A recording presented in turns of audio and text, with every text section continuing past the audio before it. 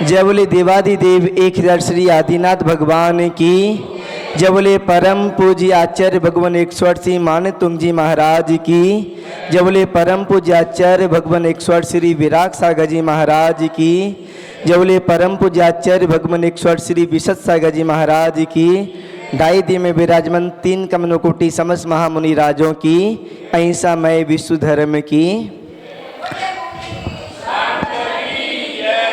कल अपन ने देखा था कि अपन जितना भगवान के सामने झुकेंगे, जितना अपन गुरुओं के सामने झुकेंगे, उतना ही अपन ऊपर उठते चले जाएंगे, उतना ही अपना अहंकार टूटेगा।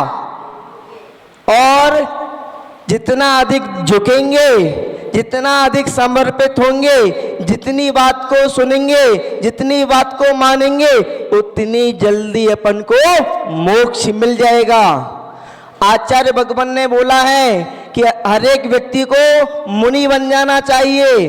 अब आप बात जितनी जल्दी मान लोगे, उतनी जल्दी आप मुनि बन जाओगे, और जितनी जल्दी आप मुनि बन जाओगे, उतनी जल्दी आपका कर्म टूटेगा और मोक्ष मिल जाएगा।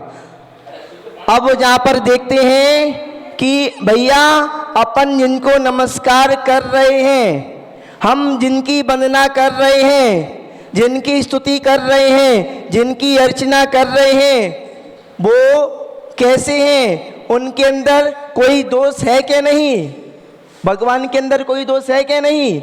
समझते हैं कि भगवान के अंदर क्या दोष है और क्या दोष नहीं है। तो अपन पढ़ते हैं अपना 27 नंबर का श्लोक। पहले श्लोक का वाचन करेंगे, उसके बाद में इसका अर्थ समझने की कोशिश करेंगे। को विस्मयोत्र दीनाम गुणैरशेषेष त्वं संसतो निर्वकाश तया मुनीषा दोषे रूपात्र विविद्रासे जाति गर्वे स्वप्नांतरेपि न कदाचित अपेक्षितोऽसि। मुझसे भी थोड़ा सा गलत भूल गया। को विस्मयोत्र यदि नाम गुणैरशेषेष त्वं संसतो निर्विकास तया मुनीषा दोषे रूपात् विविधाश्रय जात गर्वे स्वप्नांतरेपि न कदाचिदपेक्षितोऽसि। जहाँ पर आचार्य भगवान बोल रहे हैं को, अब को में से ओ की मात्रा है वो हट जाएगी और विसर्ग लग जाएगा। कहा यानी कि क्या? विस्मय, विस्मयोत्र में से यो में से भी ओ की मात्रा हट जाएगी और विसर्ग लग जाएगा। कहा विस्मय अत्र, यानी कि इसमें क्या आश्चर्य की बात है? आचार्य महाराज बतला रहे हैं इसमें आश्चर्य की बात क्या है, किस चीज में आश्चर्य की बात कर रहे हैं। तो अब आगे बताते हैं, यदि नाम, यदि अगर तीर्थंकर नाम प्रकृति होने पर, तीर्थंकर नाम होने पर गुणै अशेषेष समस्त गुणों ने तो मैंने कि आपका संसिता आश्रय लिया है, निर्विकास तया यानी कि अवकाश रहित होकर निरंतर गुण आपके पास आते गए हैं। चंद्रमाओं की कलाओं की तरह आपके अंदर गुण बढ़ते चले गए हैं बिना किसी रुकावट के। तो जहाँ पर हे मुनीषा, हे मुनीश्वर, हे मुनियों के स्वामी, हे मुनियों के स्वामी, हे मुनीष, इसमें क्या आश्चर्य है? यदि तीर्थंकर नाम प्रकृति होने पर समस्त गुणों ने अवकाश रहित आपका आश्रय लिया है। भगवान के अंदर कितने गुण हैं? भगवान के अंदर अनंत गुण हैं। भगवान के अंदर अनंत गुण हैं और निरंतर भगवान का जब से जन्म होता है तब से जैसे जैसे बड़े होते जाते हैं भगवान के अंदर गुणों की वृद्धि होती चली जाती है। भगवान के अंदर गुण बढ़ते चले जाते हैं। भगवान के पास गुण तो होते हैं, पर ध्यान रखना, भगवान के पास यदि कोई भक्त चले जाए, भगवान के पास भक्त जाए, भगवान की भक्ति करे, स्तुति करे, भगवान के पास बैठे, तो भगवान के गुण भी उस भक्त को मिल जाया करते हैं।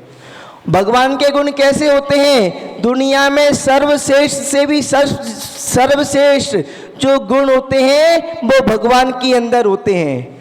भगवान के अंदर गुण कैसे होते हैं? भगवान के अंदर वात्सल्य गुण, वात्सल्य इतना होता है भगवान के अंदर वात्सल्य, कि भगवान का जो खून होता है ना, कैसा होता है भगवान का खून? भगवान का जो रक्त होता है वो श्वेत होता है। भगवान के अंदर इतना वात्सल्य होता है, इतना वात्सल्य होता है, इतना कूट कूट के वात्सल्य भरा होता है कि भगवान का जो रक्त होता है ना वो भी श्वेत हो जाता है वात्सल्य गुण की वजह से। भगवान के अंदर वात्सल्य होता है तो वात्सल्य की वजह से भगवान का खून भी लाल नहीं होता, सफेद होता है। खून तो क्रोध का प्रतीक होता है, रक्त लाल कलर क्रोध का प्रतीक होता है, पर भगवान के अंदर बिल्कुल भी क्रोध नहीं होता। उत्तम क्षमा भगवान के अंदर होती है, भगवान के अंदर परम दयालुता होती है। भगवान कितने दयालु होते हैं, भगवान के अंदर स्नेह होता है, प्रेम होता है, करुणा होती है, पवित्रता होती है, विशुद्धता होती है, गंभीरता होती है, परम शांत होते हैं भगवान।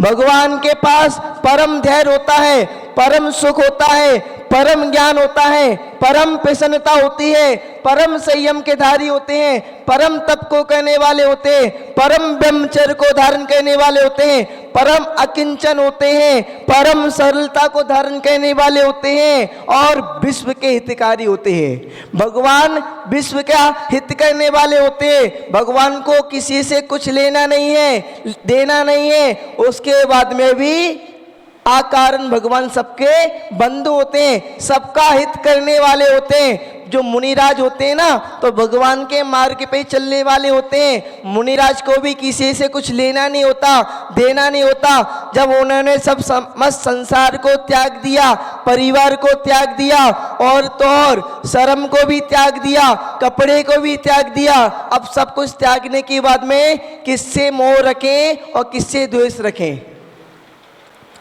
तो यहाँ पर भगवान विश्वकारी होते हैं, नम्रता भगवान के अंदर होती है, भगवान के अंदर सहजता होती है, परम मौन साधक होते हैं, ओज होता है, तेज होता है, बल होता है, परम बल होता है भगवान के अंदर। बल की भी चर्चा हमने एक दिन की थी। और भगवान के अंदर निर्मलता होती है, महानता होती है, परम वितरागी होते हैं, परम ध्यानी होते हैं, आदि आदि भगवान के अंदर अनंत गुण होते हैं। भगवान के अंदर, भगवान के अंदर कितने गुणों के धारी होते हैं, तो यही बतला रहे हैं कि हे मुनीश, इसमें क्या आश्चर्य है? यदि तीर्थंकर नाम कर्म होने से समस्त गुणों ने अवकाश रहित आपका आश्रय लिया, समस्त गुण भगवान के अंदर आ गए। भगवान के अंदर गुण तो आ गए, अब कोई अवगुण भी आया क्या?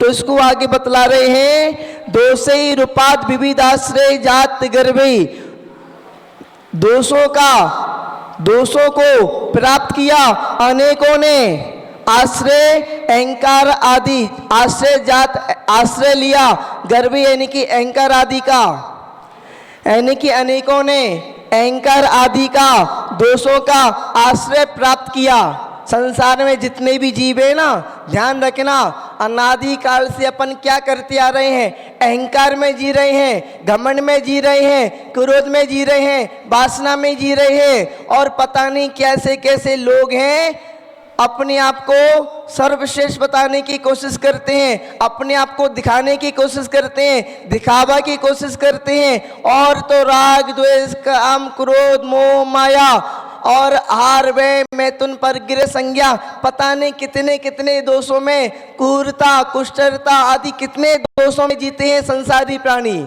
संसार में इतने अवगुण हैं, इसलिए तो संसारी हैं, इसलिए तो संसारी हैं। यदि अवगुण निकल जाएं, दोष समाप्त हो जाएं, तो भगवान बन जाएं।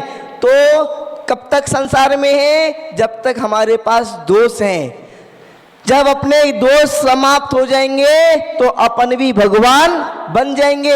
अपन भी भगवान बन सकते हैं। कैसे बन सकते हैं? दोषों को समाप्त करके। और दोष समाप्त कैसे होंगे? जितना भगवान के सामने झुकेंगे, जितना गुरुओं के सामने झुकेंगे, उतना ही ऊंचा उठते चले जाएंगे। ध्यान रखना, आप हमारे पास आओगे तो कुछ ना कुछ प्राप्त करके जाओगे, और हमारे पास नहीं आओगे तो क्या प्राप्त कर लोगे? आप भगवान के पास आओगे, कुछ ना कुछ प्राप्त करके जाओगे। आप अहंकार के वशीभूत होकर भगवान के पास नहीं आओगे तो क्या प्राप्त कर लोगे? एक बार ऐसे हुआ, पीछे एक स्थान पर, जगह का नाम तो मुझे पता नहीं है, आपको इसलिए बताते हैं क्योंकि आपको भी प्रेरणा मिले। तो एक स्थान पर क्या हुआ, एक व्यक्ति पहुंचा और मंदिर में टोका टाकी हो रही थी, और टोका टाकी सुनकर घर पे आके बैठ गया। और कुछ दिन बाद हमको मिला, हमने पूछा भैया अभिषेक करने जाते हो? तो उसने बोला महाराज हम जाते थे, पर मंदिर में लोग हमको परेशान करते थे, इसलिए हमने मंदिर में जाना छोड़ दिया।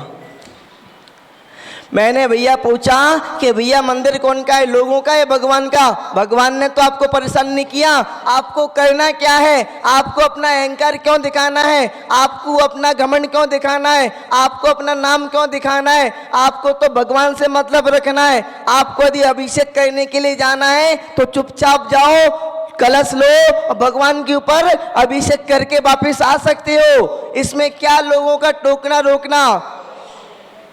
पर अहंकार लोग हमारी मानते नहीं है, हमको पूछते नहीं है, हमारा नाम नहीं लेते, हमको ये नहीं करने देते, हमको वो नहीं करने देते। अहंकार बोलता है। ध्यान रखना, दो लोग होते हैं, दो लोगों की बात, उनकी आपस की बात वही समझती है, तीसरा नहीं समझता। तीसरा तो बोलता है केवल। बालूलाल जी, आपकी घर की आप जानोगे या दुनिया जानेगा? आपके घर की बात आप जान सकते हो अच्छी तरीके से या दुनिया वाले जान सकते हैं? हमारी बात हम जान सकते हैं अच्छे से या दुनिया जान सकती है? मानिक चंद जी, आपके घर की बात आप अच्छे से जान सकते हो या दुनिया जानती है? दुनिया चर्चा करेगी, अच्छी तरीके से आप जानोगे क्या स्थिति है, क्या परिस्थिति है। अब एक व्यक्ति मान लो भोजन नहीं कर रहा अच्छे से, वो अच्छे से मिठाई नहीं खा रहा, तो भैया उसको पता है मैं क्यों मिठाई नहीं खा रहा। क्यों नहीं खा रहा? मुझे डायबिटीज है। अब लोग लगे हुए जबरदस्ती मिठाई क्यों नहीं खा रहा? अरे भैया, उसकी स्थिति परिस्थितियों को जानो, उसकी पहले स्थिति को समझो, और समझने का मौका मिलेगा तभी समझ पाओगे।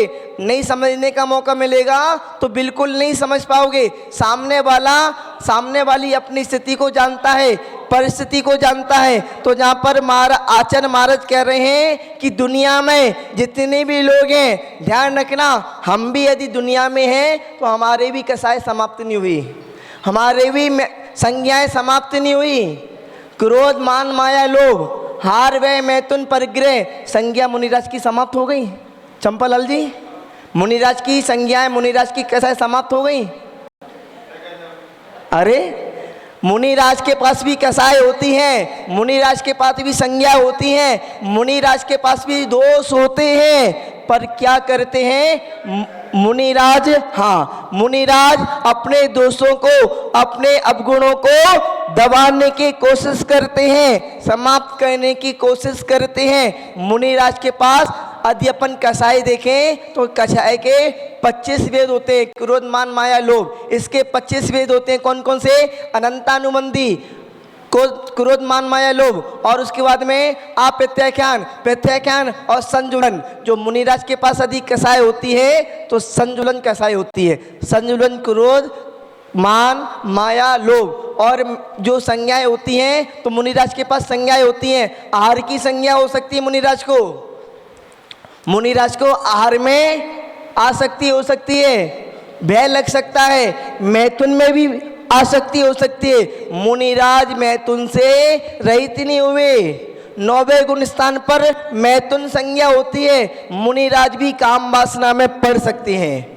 और मुनिराज के अंदर परिग्रह संज्ञा होती है। मुनिराज ने सब कुछ त्याग दिया, उसके बाद में भी परिग्रह रखने की इच्छा हो सकती है। मुनिराज के पास भी कसाई होती है, संज्ञा होती हैं, अवगुण होते हैं, पर मुनिराज क्या करते हैं, अवगुणों को दबाने की कोशिश करते हैं। जब समस्त कसाई समाप्त हो गई, समस्त संज्ञा समाप्त हो गई, समस्त अवगुण समाप्त हो गए, तो भगवान बन जाते हैं, भगवान बन जाते हैं। तो जहां पर संसार में अनेकों ने अहंकार आदि दोषों का आश्रय प्राप्त किया, भगवान आपने भी दोषों को प्राप्त किया क्या?